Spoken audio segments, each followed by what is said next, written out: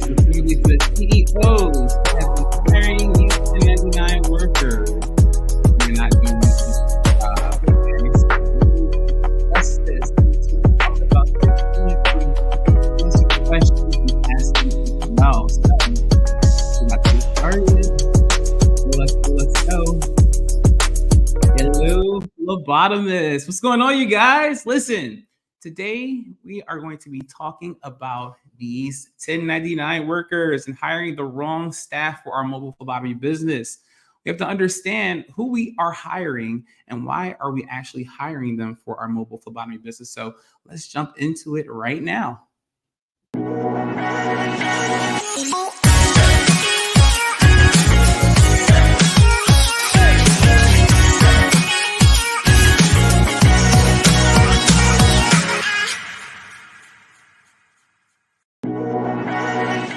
All right, phlebotomists, what's going on, you guys? Can you guys hear me loud and clear?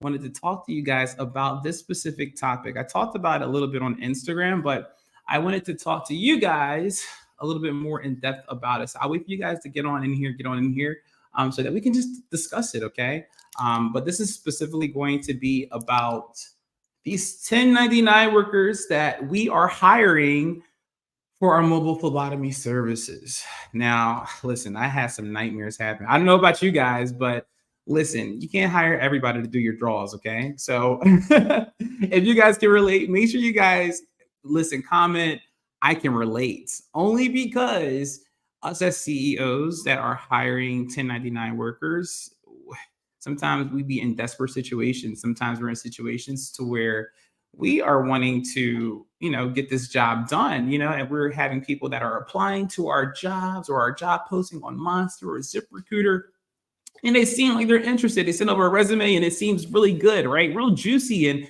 you're just like, okay, this person may seem like they have it all together. They may understand everything, as far as, being a phlebotomist, understanding the orders of draw, having integrity for the specimen. So it's like, okay, I want to give this person a shot. So you give them the opportunity, they take it, and then they blow it. They completely blow it. Oh my gosh. So I just want to have this discussion talking to you guys about this because it's a conversation that needs to happen. It's a conversation that we all need to be aware of and just get prepared for it as well. Because as a new mobile phlebotomy entrepreneur, I feel like we're going to come across these type of workers or these type of 1099 workers for a mobile phlebotomy business if you haven't encountered them already. Because they'll show you their true colors like after a while, but you'll know who's in this, for the business or for money or for the heart, and you'll understand, you'll see these type of people, up and down, your hiring process whenever you're, trying to get them on board for your business. Okay. So I would love to know if anybody can actually relate to that as well, because listen, we are not alone. Okay. There has been many times where people would say that the mileage was this amount or this person canceled, or it's just so many different excuses. My car broke down. How many of you guys have heard of that one, huh? My car got a flat. I can't make it to the patient, or the patient refused. Who's heard of these excuses from these 1099 workers, and then they're like on Instagram because you're friends with them on Facebook or social media, right? And then you're able to see what they're actually doing. They're out and about. They're doing their own thing. I thought your car broke down. I thought you had a flat tire. I thought all these things happen, but as CEO, we got to respect certain boundaries, and certain things we can and can't say, to avoid any, fines, lawsuits, being sued, etc. So this is the platform and the place where we can talk about this stuff. We can kind of express ourselves as CEOs, as entrepreneurs that are going through this right now at this very moment. And if you are not going through this, I need you to listen so that you guys can actually, see and understand what we went through with this hiring process. And I'm gonna give you guys some questions too, so that you guys can actually look at some hiring interview questions that you guys can actually ask your phlebotomy 1099 workers. I think that's so important.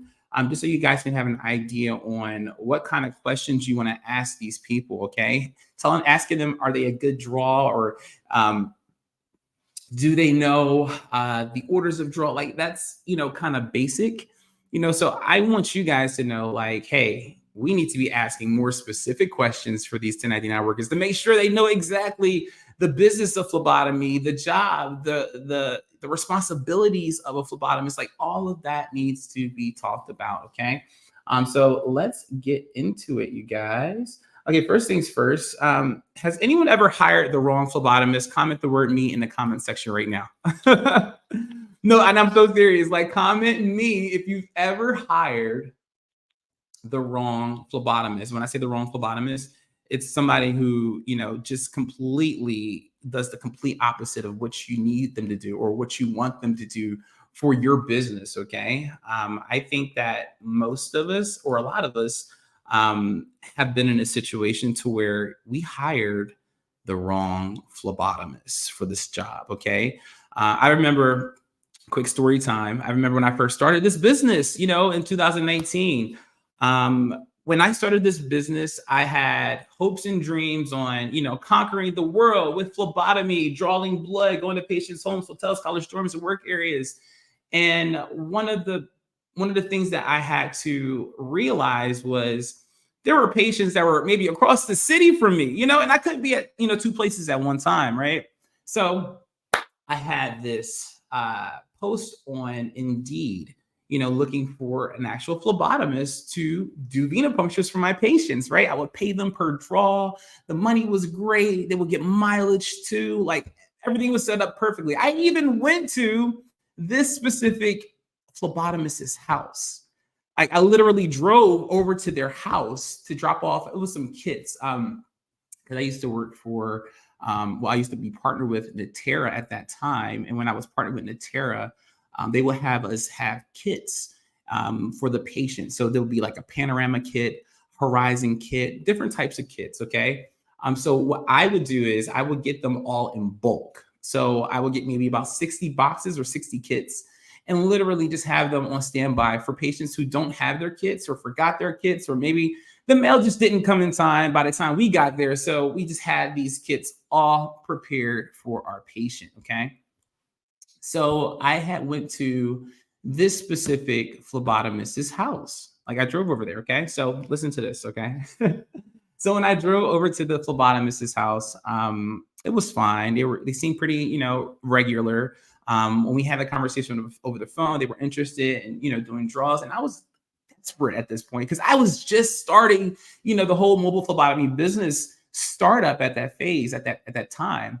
Now, when we met, she was just so, adamant about seeing this patient and, going to see them. So I was pretty confident, like, hey, this person is really serious. They're going to really do it. And the patient needed to get drawn around 7:30 in the morning. Okay. 7:30 in the morning. Okay. Now, mind you, this specific phlebotomist lived maybe about 45 minutes to an hour away from where I originally lived at, in Philadelphia. Now, when it was time for me to, when it was time for the phlebotomist to go and draw this specific patient, it went left. And I'm going to tell you, and I'm going to explain to you guys how it happened.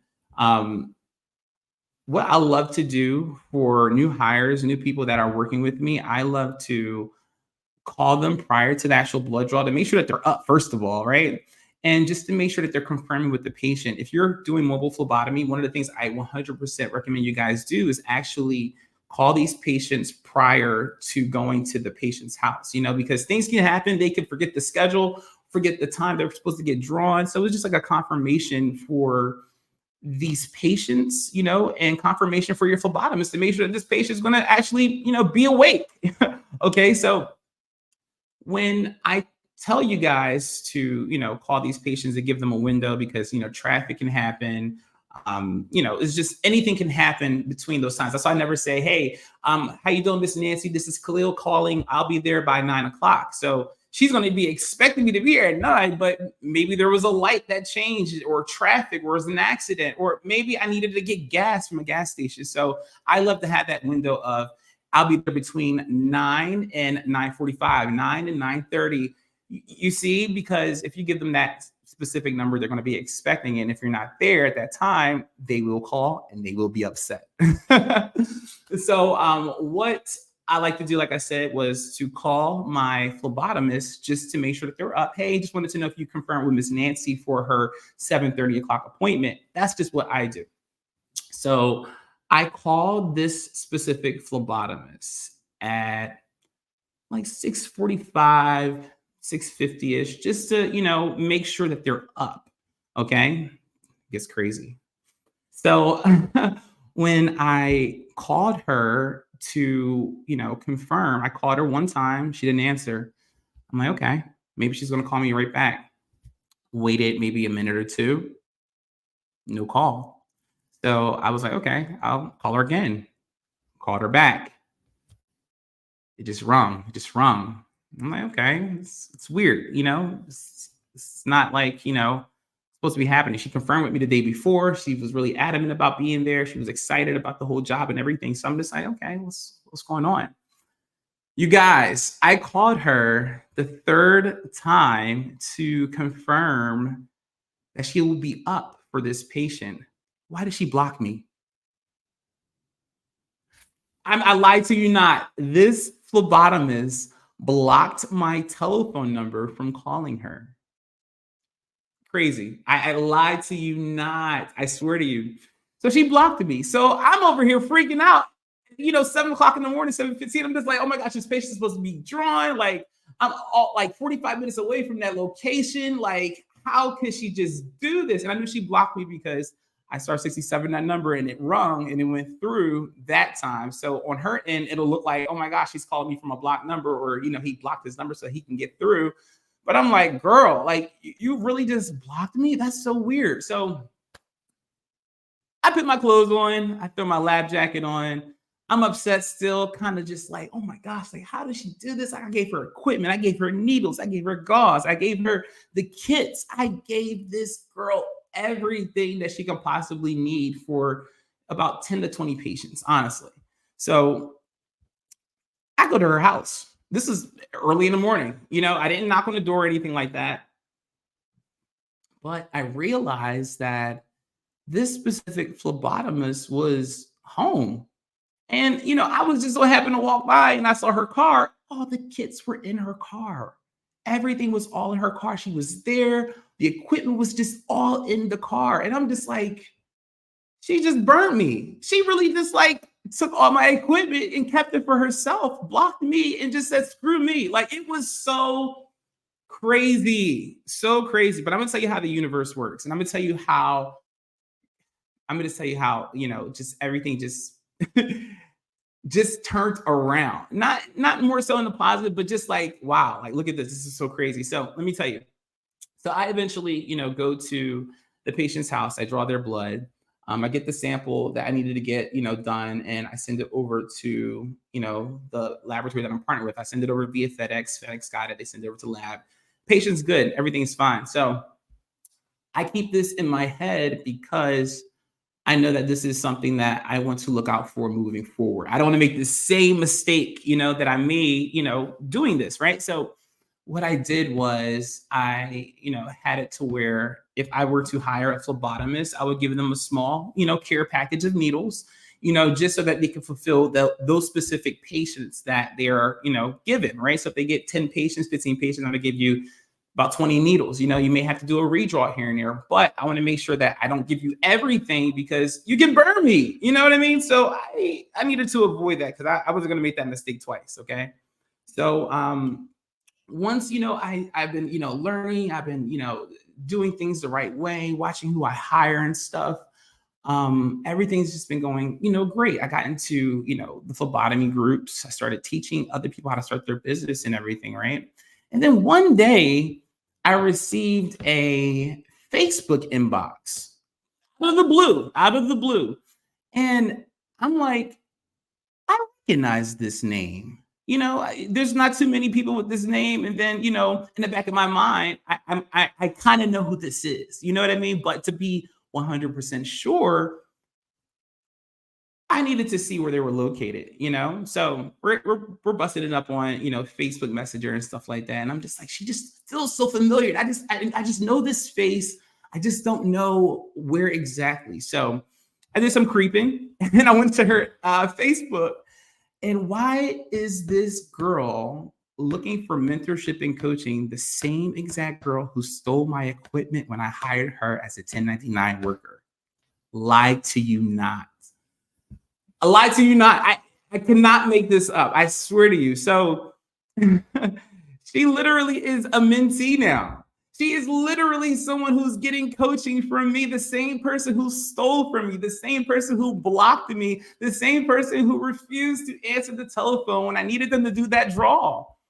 It's so crazy how the universe works in this specific field, just in general, but it just opened my eyes to so much. So I'm like, looking back, I'm like, should I have taken her in? Should I have made her a mentee? Should I have, like even dealt with her? So now, she's still in my class. She's still a mentee of mine. I just know for a fact that I hold on to that story so that I can share with you guys about this experience that some of you may go through as well, but we need to know how to avoid those things too. You know what I mean? But yeah, she stole my equipment. She blocked me. And, months later, she became a mentee. Crazy story, right? It's so crazy. Every time I tell the story, I just think like, wow, like I really still brought her in, still teaching her, still giving her information, still helping her out with her own business.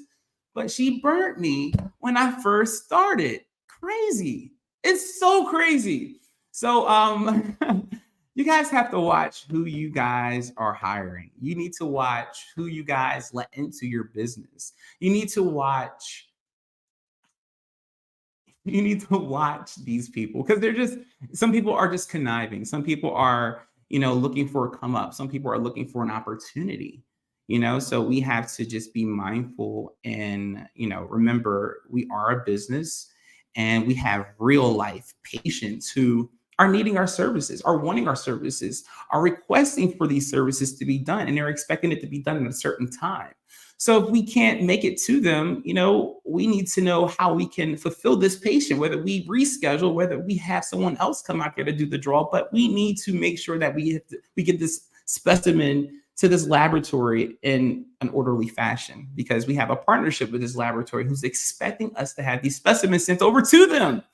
So you guys have to watch who you hire. You have to watch who you hire, especially situations to where they want to steal equipment. Especially when situations where they want to steal your contracts. Who's ever had that happen before? Say me in the comment section if that's ever happened to you before, where a person literally will want to apply to your phlebotomy business, want to partner with you and everything, but now they're trying to steal your patients.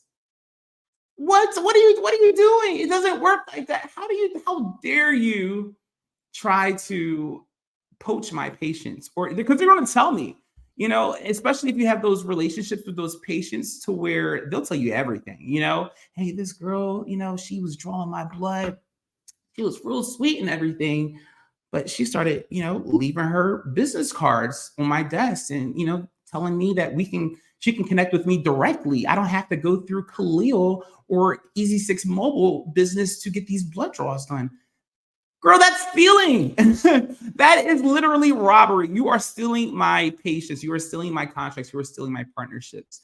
So we need to know what types of phlebotomists we are hiring. We need to know what type of 1099s we are getting ourselves involved with. We need to understand, what these motives are and what they're trying to do too. So that's why I say when you start a mobile phlebotomy business, you guys have to have these NDAs already. The NDAs, the non-compete agreements too. You can't, compete with me trying to steal my customers. And then then I'm out of a contract. Then I'm out of a partnership. Then I'm out of a patient and I'm out of money. You can't do that, So when we hire these phlebotomists, you guys, we have to have all these things lined up. We have to have all these things ready and prepared, and you need to explain it to them. You need to talk to them. You cannot steal my patients. You cannot poach my doctors, my nursing. You cannot do that. Once you are a partner with me, every patient or facility you go to, you cannot do that. You cannot partner with them. I'm sorry. You just can't, especially if you're sent over there to do a draw and you're over here trying to negotiate a contract with them behind my back. You see, you cannot do that, phlebotomist. Who's here? Has anyone ever went through that? Besides me, has anyone ever went through that or heard stories about that happening? Because it happens. People are praying for situations like this or just looking at what you're doing and they want to be in your position too, So we have to look out for each other. We have to look at these things as well. Who are we hiring? Why are we hiring them? How can we make sure that we got the best phlebotomists on our teams? Like all of this is going to be beneficial for when you do hire phlebotomists moving down the line. Okay. Because it's crazy. It's nuts out here, especially with people, they're looking for something. Okay. Who's commenting? Somebody commented. A second. Yes, I completely agree. So one of the things that I look for specifically is when we ask them questions, when we're interviewing them, I love to hear their responses. So I have a few questions here. I'm gonna actually ask them so that you guys can, we can just go through these questions really quick. These are like interview questions for 1099 workers that I think are like really, really important to ask when you're about to partner with them, when you're about to hire them, when you're about to, have them do your draws for your patients. Like you have to have these interview questions ready and prepared for these 1099 workers or these phlebotomists. Okay. So one of them is, can you walk me through your experience as a mobile phlebotomist? I want to hear, your whole experience. I want to hear step by step, your whole process, your day in the life. Like, what do you do? How do you do things? That's important, because some people just don't know. Some people never had it. Some people will tell you that they do and they don't. Simple questions like, hey, how do you balance a centrifuge? What do you do? Do you know what a centrifuge is? Like these questions are absolutely needed. Okay. Absolutely. Because if I have a situation to where I have a person who has an SST that needs to be drawn, but you tell me that you have a centrifuge or you know how to use one, but you don't. Now this specimen is bad because it hasn't been spun down and you don't even know how to use a centrifuge. So it's just those type of questions we look for, and we will see and feel those red flags when we're having these conversations, whether it's via Zoom with them or a telephone interview or whatever interview you're going to do. You're going to feel it in your gut. Know for a fact that this person isn't the right fit for my company. This person isn't the right fit for my business. This person is not the right fit for my patients. Okay. It's just as simple as that. Okay. Some more questions. Let's just look at the questions really quick. Let's see. How do you prioritize and manage your schedule when dealing with multiple appointments in different locations? I love that question because now it gets your phlebotomist thinking, who should I call first? Who should I schedule first? What patient's blood work is the most important currently? Let's just say if I have 10 patients, right? And one of my patients are fasting patients, or a fasting lab. But guess what? There's a person who also needs blood work that's on your schedule down the street. So how can you really manage this situation? How do you really benefit from, getting this whole entire procedure done so that it benefits you with your time management? Let's just say if the person's scheduled for 8:00 in the morning for a fasting, but the person down the street wanted to get blood work done at, let's just say, I don't know, 7:30 in the morning, so instead of you having to backtrack, how about we call that fasting lab patient first, get them drawn and say, hey, we're just in your area. We had a patient that's just maybe 2 minutes away from you. And we wanted to know we can get your blood work done a little bit earlier than what we scheduled, just to see what they say. That may be more convenient for them because they're probably already up or have this feeling that you're going to be coming pretty soon, right? So we can knock that fasting patient out as well and then go to our person down the street. So now we're managing our time so much better by just looking at how far the person lives and knowing what type of blood work they'll need based on the script or what they tell you. If it's fasting labs, if it's a time lab, whatever. But we have that information now. So now we can know how to manage our schedule with all of our patients. You see? So that's just so important. I just feel like that's just such good management and time management when we think like that, phlebotomists, because again, we may have a list of 50 patients in a day, 30, 70, like it happens, that's why you have a team. That's why you have, time blocks or windows whenever you're drawing patients, because you may be in a situation to where you have a person that may have spider veins or collapsed veins, and you may not be able to get them right then and there. So now you're there an extra 20, 30 minutes, and it may be overlapping another patient's appointment because you still have to factor in time and traffic and everything else. So you may thought that you were getting out at 8:15, but you're there until 8:45. So now we need to, keep all of these things in mind whenever we're talking about time management and, just being with these patients and knowing how long it will take for a procedure, or if it does overlap, what do we do moving forward? So I just think that's so important how we prioritize and manage our patients, our schedule, our day. Okay. It's just so important. All right. So can you describe a challenging situation you faced during a mobile phlebotomy appointment and how you handled it? I think that's another great question to ask. Like, what did you do? I remember one time I actually, had a patient, and this patient specifically would tell me that they wanted blood work done in a certain area. Who's here ever had that situation happen where a patient would tell you where they need to get drawn or how they want to get drawn, or what location is the best location ever to draw their blood? Any patient has ever said that to you guys? Because it's happened to me multiple times, many times. Okay. But I will say I learned from experience by not listening to a patient. I will be 100% honest. And this is how you learn. This is how I learned. Okay. So the way it went down was this person had this beautiful vein, or what I thought was a beautiful vein. And, I would palpate the vein. I would, touch it. And they're just looking at me and they're just like, that's not the vein. That's not the one you want to go to. And I'm just like, in the back of my head, man, what are you talking about? I know my job. I know this is the perfect vein. What are you talking about? Like, but then I'm like, sorry, are you sure? Like, I feel a great vein right here. It's spongy, it's bouncy, it's firm. And they're just like, no, I don't want you to go there. So what I did still was, kind of broke it down to him and told him, this is probably the best location to go to. And, let me just prove to you that, this is what it is. That was the biggest mistake ever I made. Oh my gosh. So when I went in there, I performed the venipuncture on the patient. When I performed the venipuncture on the patient, I did not get a flash of blood. Do you guys know how cringy that feeling is? Or how just like, I messed up, like even though we get 2 tries, it's nothing like a patient telling you to go somewhere and you do the complete opposite. And now you guys are like locking eyes. You're like on your knees, like with the needle in the arm, and he's looking down at you. You guys are locking eyes. And now he's just like, I told you so. You didn't listen, So now it's a little friction right there. It's a little trust now not there because you didn't trust the patient, or I didn't trust the patient at that very moment, because he told me to go to a specific spot and I did not go there. And because of that, I did not get the blood from that patient, meaning I had to stick him twice. That is the worst feeling ever. So I apologized.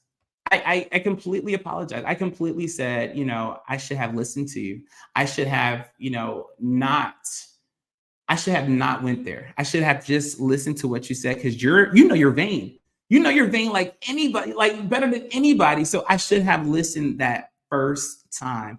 And that was my mistake. But I definitely, learned from that experience, because we have to listen to our patients whenever we're drawing blood, and that'll let us know what vein is best for them, because some veins may collapse, or some veins may look good, but nothing's coming out.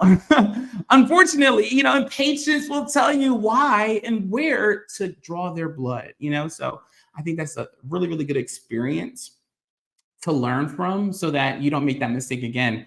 And I've been in that situation before, and I'll never let it happen again. And you got to learn from those things. You can't just you just can't be defeated by that. You have to take that as a learning experience, because although you may feel like the expert in phlebotomy, these patients know their veins. Okay.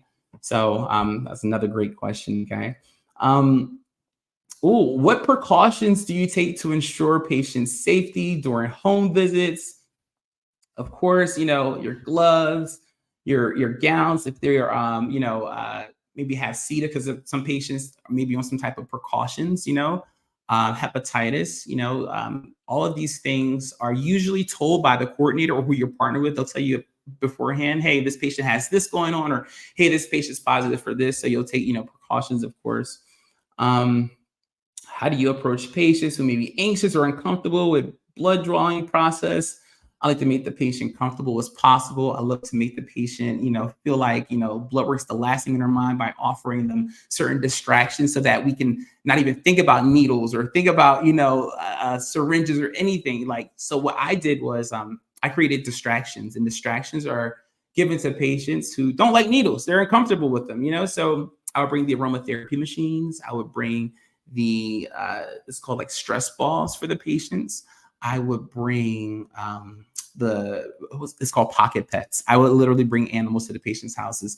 So it's just small animals, hermit crabs. I would bring goldfish, betta fish. It's just a conversation starter. And again, it's a distraction so we can take blood work off their mind. Okay. So that was just something that I did and I loved it. Patients loved it. I got content on it. So it was like my thing, my niche. It made me stand out from everyone else because I was offering this, you know what I mean? So it was cool for me and it was cool for patients too. So I like to do I like to do distractions in that sense to make, the atmosphere just a lot more fun, a lot more welcoming, a lot more energetic, So I think that goes a long way whenever we, step outside of the box in phlebotomy to make a patient happy or comfortable.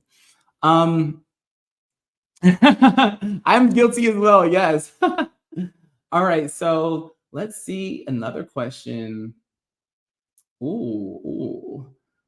Can you discuss your experience with various age groups in special populations, such as pediatrics or elderly patients? What do you guys prefer, elderly patients or pediatric patients? Comment in the comment section. What do you guys prefer?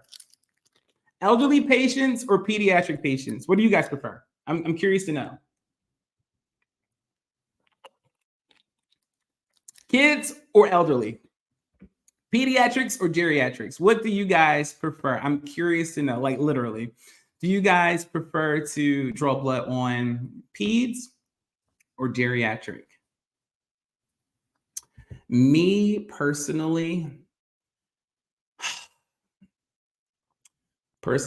I think I would prefer geriatric patients. And the reason why I would prefer geriatric patients over pediatrics is I feel like drawing geriatric patients is more of a, a good challenge for me because a lot of these patients who are geriatric have, spider veins or deep veins or rolling veins, which is a big one because,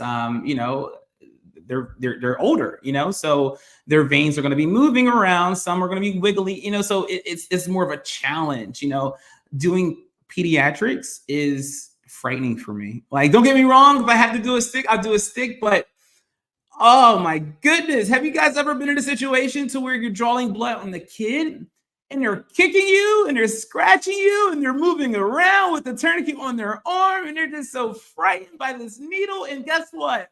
Mom and dad are over there and they're not helping you out and they're not wanting to tell you or navigate or have that patient, the kid, sit on their lap so that we can get this blood. They will not do that because they're expecting the phlebotomist to know and do it all. You're the expert. You're the professional. You got this.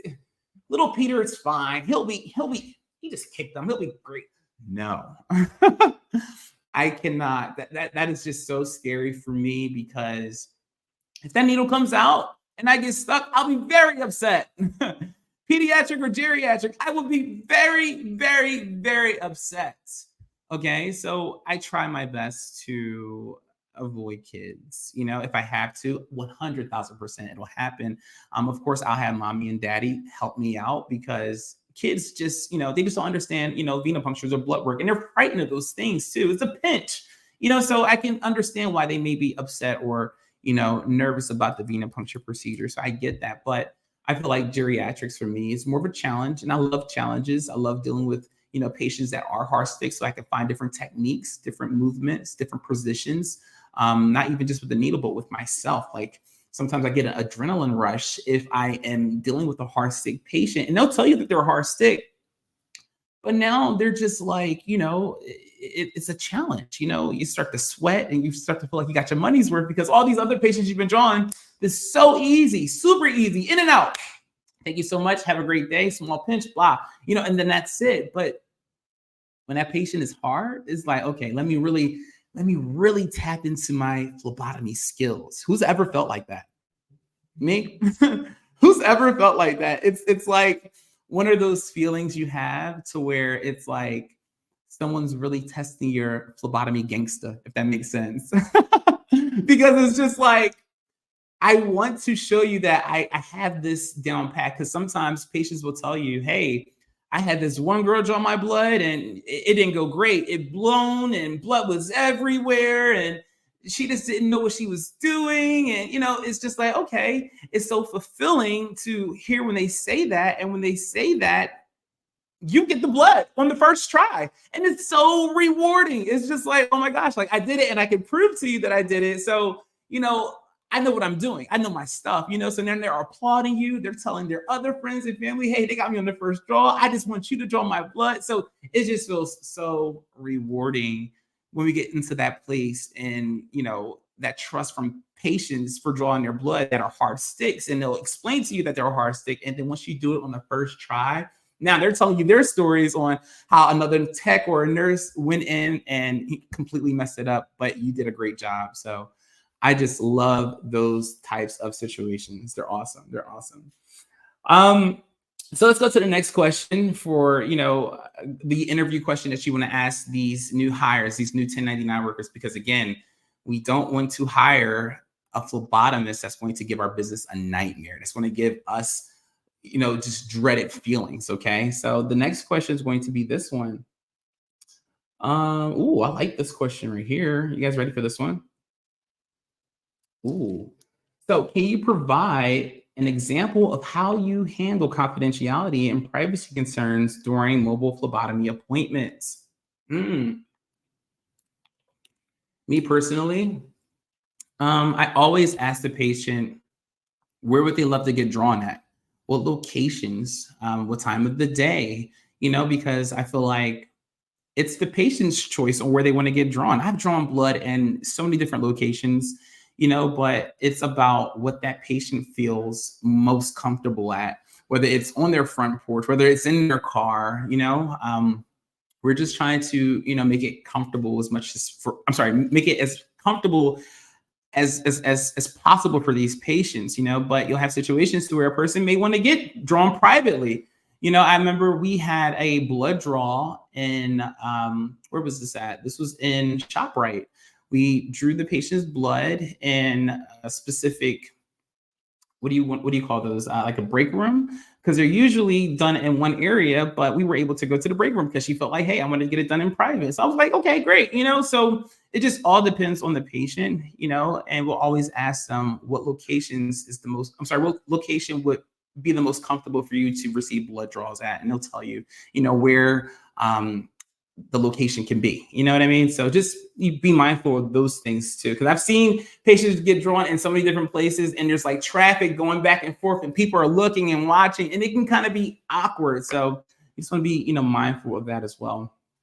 Another question here. We're going to do another question. Ooh, how about this one? How do you handle situations where a patient refuses to have their blood drawn? Ooh. I want to hear from you guys. What do you guys do? If a patient refuses blood draw, what do you do?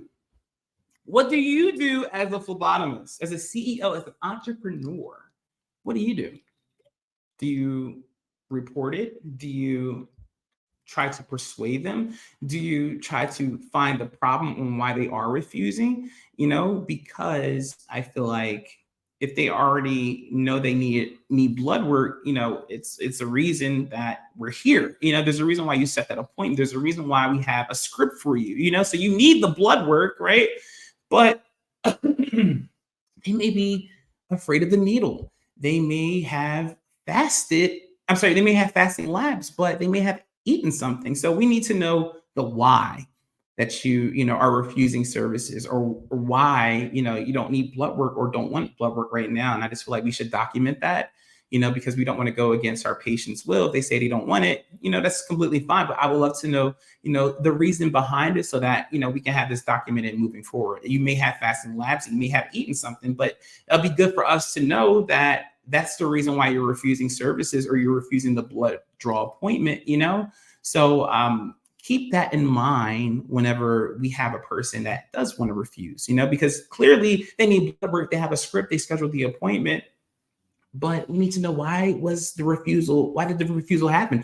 Was it your attitude? Was it the vibrations you brought? Was it because you didn't have a butterfly needle? And that happens. People will say, I don't want to get blood work done because you only deal with straight needles, or you only have straight needles and you said you ran out of butterfly needles. I'm refusing blood draws.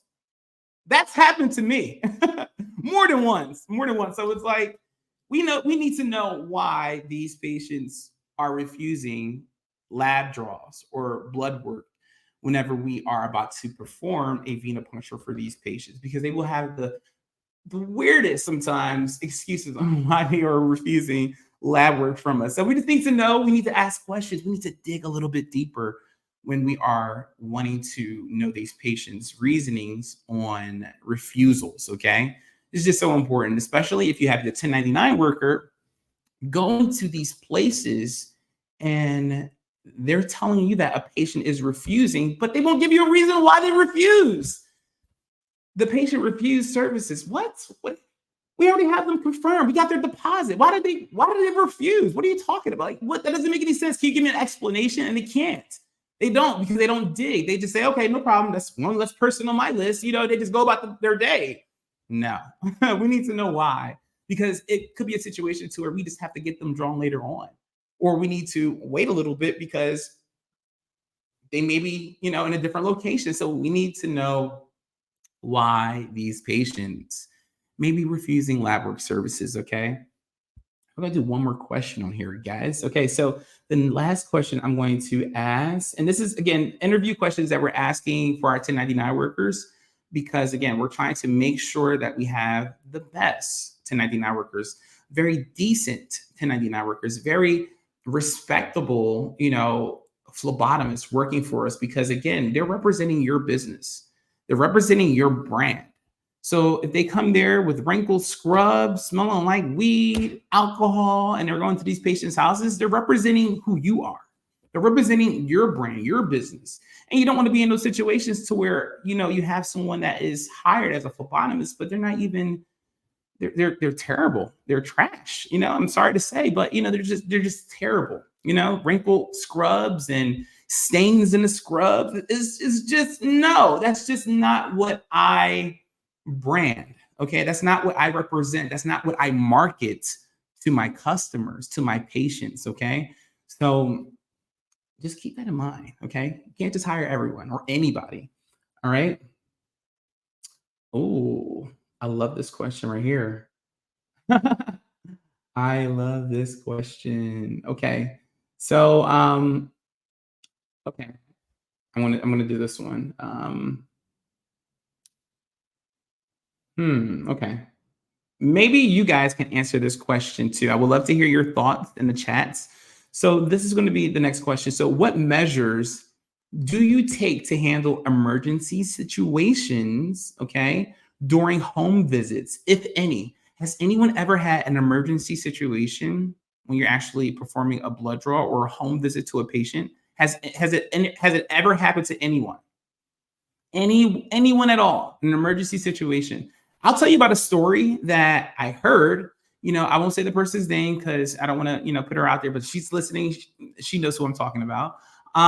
But this specific phlebotomy CEO received a call from a patient hundreds of miles away needing blood work done, and that was like a red flag to her, because they're just like, hey, there's like 30 to 50 other phlebotomy businesses around you. Why are you contacting me? So it became a little bit more weird, because this person actually drove all the way over to the patient's house because she said the money was great. The money was good. It was paying for mileage, paying for this, paying for that. But when the person or the CEO went to this specific patient's home, the person was just, oh my gosh, flirting with her, just ask her questions, saying her eyes were nice. And she felt so uncomfortable. She called me crying. She literally called me crying because she felt so violated from this patient. And I'm just like, why did you even go?